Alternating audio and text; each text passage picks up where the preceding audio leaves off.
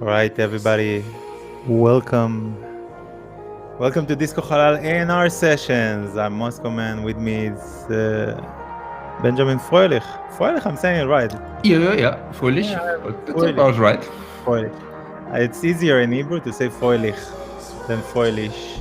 I can live with that easily. But as long as I have the it's good. Yeah, but that cost me a lot of trouble actually. Imagine my name, Chen. They write Chen, it's Chen. Moscovici. Somebody told me to write when I was young, So imagine.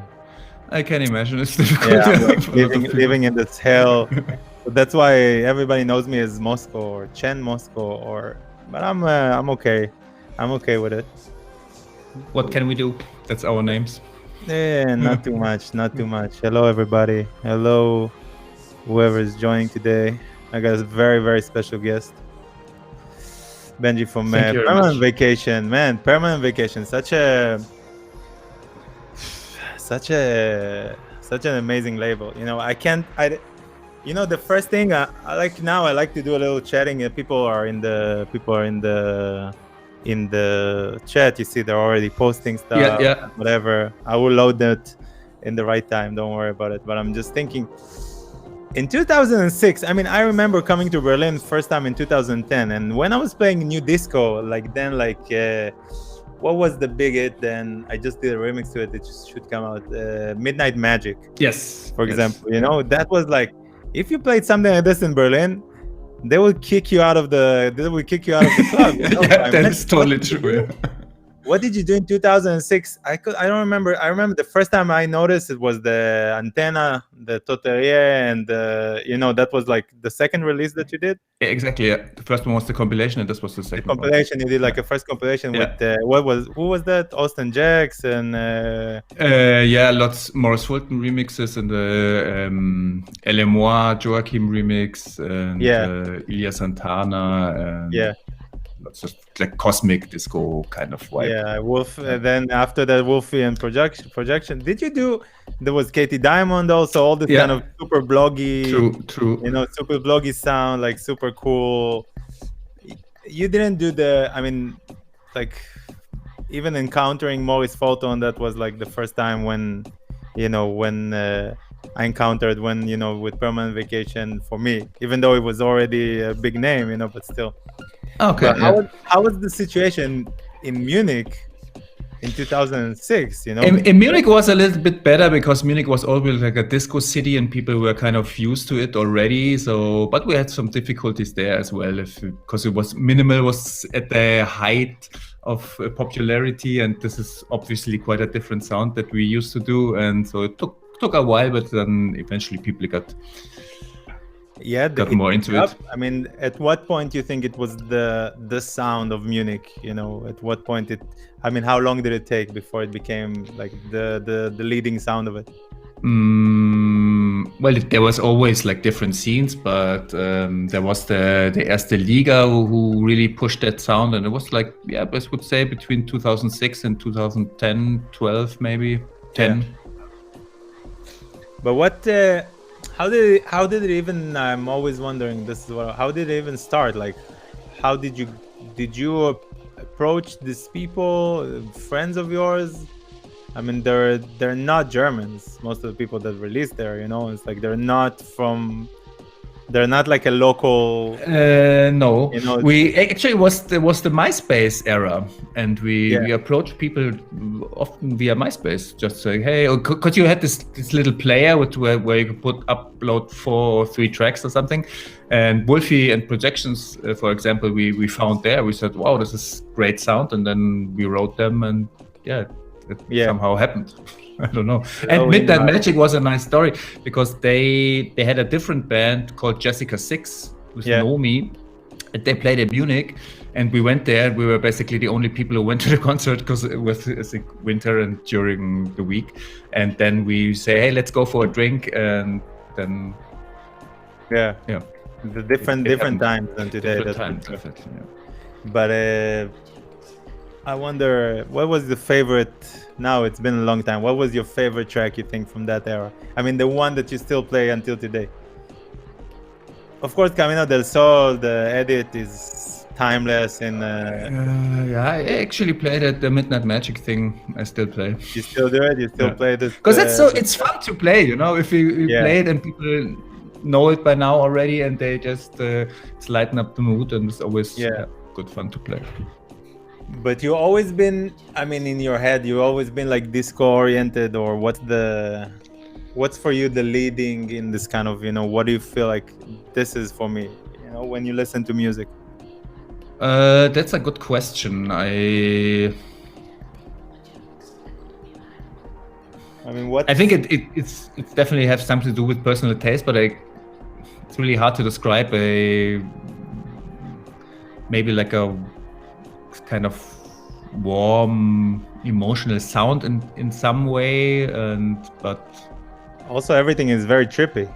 It's not only it's also, like super trippy music, you know, very all over, and it's kind of like I think we know have what to expect. Maybe like a little bit of two directions. One is this more like cosmic kind of trippy sound, and one is this more like upbeat disco happy sound. So maybe these are the two roads we drive. Yeah, man, that's you know, it's like pivoting sound and in this kind of, let me load some tracks, let's see what people got. You know, in our scene, it was such a refreshing. I don't know how many labels back then did. I mean, maybe DFA, you know, did like this kind of refreshing sounds. You know what I mean? DFA was definitely a big influence for us, and we always admired what they did. Yeah, DFA is like I can understand it's such a punk. You know, in comparison, in the club world, it's such a punk kind of thing, and I would say that from all the labels that came out at the time, you had the most kind of, you managed to do this kind of the same punk feeling, but in a more Scandinavian way, in a more Norwegian way. You know, you know, it's punk, but we have great couches, you know, and we got great sofas, and it looks good. It's also Munich. I mean, people from Munich and Munich in general, I mean, I live in Berlin and I can badmouth on it as much as I want because it's not really a city of people. You know, it's like a collection of people in the city, you know? And it's like, but Munich, it has a very, very good taste. You know, people have very good taste there. So I can imagine, you know, that's like taking. You think? More than here. Yeah. In Germany in general, in the top 2 cities, I'm guessing. I mean, like, it's a little bit cleaner and more polished, I guess, than Berlin, but that's also it's like cleaner cuts. It's like cleaner cuts, cleaner lines, cleaner music. You know, less, and it's more happy. I would say it, like in the sound. I don't know. I actually miss some of the Berlin grit in Munich a little bit. Yeah, it is. That's the difference. It could be very dirty here in everything, you know. And this is the fun thing about Berlin, you know. But you know, every person that I know that's German that's not from Berlin is like, I can't be in Berlin more than a few days, you know, and I gotta go. You know, it's like, it's not easy for a lot of people that come from Munich, for example, to be here for longer. Is it for you the same? Not anymore, no.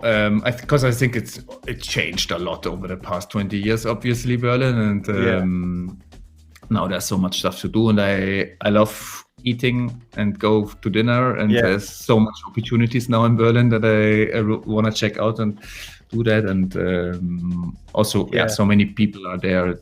I think it's nice. And it helped actually to make Germany a little bit cooler in the perspective in the outside world, which is kind of nice, I guess.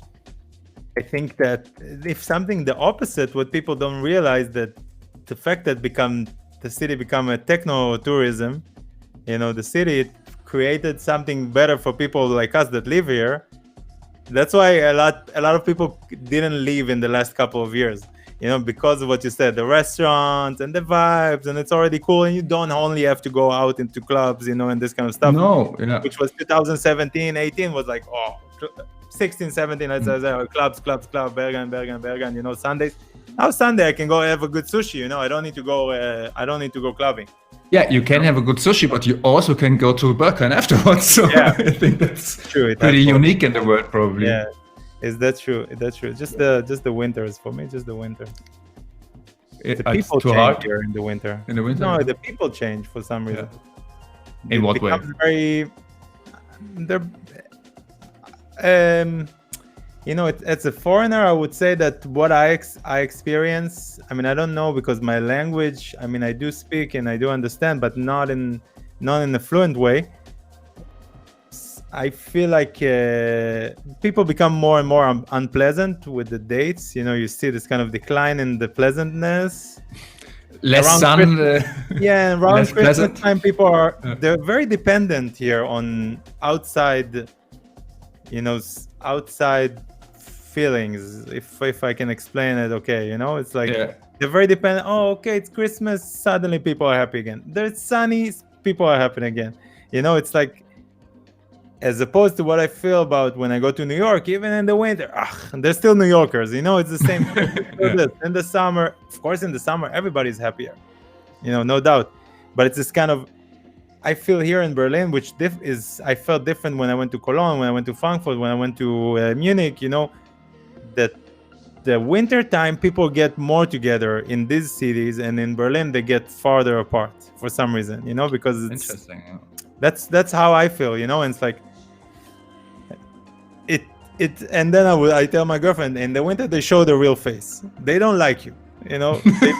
They're like, you know, they're less comfortable with you here, not ourselves, you know, not foreigners and stuff like that. I'm saying for people, it's like I don't want to be next to people, you know, this kind of vibe. And I felt differently when I went to, like I said, Cologne, whatever, Western or Southern, you know, places. Like, it's just nicer.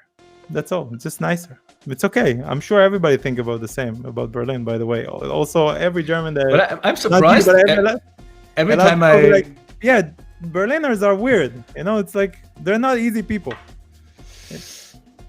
Yeah, maybe true. Yeah. Not in a bad way. It's okay. It's a character. You know, it's their character. And they had some history, the city, right? So. Yeah, a lot of history. You know, it's. But the weather changed quite also over the past few years, because every time I now see some stories or whatever from people from Berlin, it's always sunny, and in Munich it's gray. And I think, what happened? It used to be the other way around. It's called climate change. I know. It's called bad. Polarization of the caps. You know, it's gonna be changed. I'm telling people, buy houses here in the north, because soon we're gonna be the summer. You know, everybody wanna live here. It's gonna be summer in the north. You wanna listen to some music? Sure. People are here. They're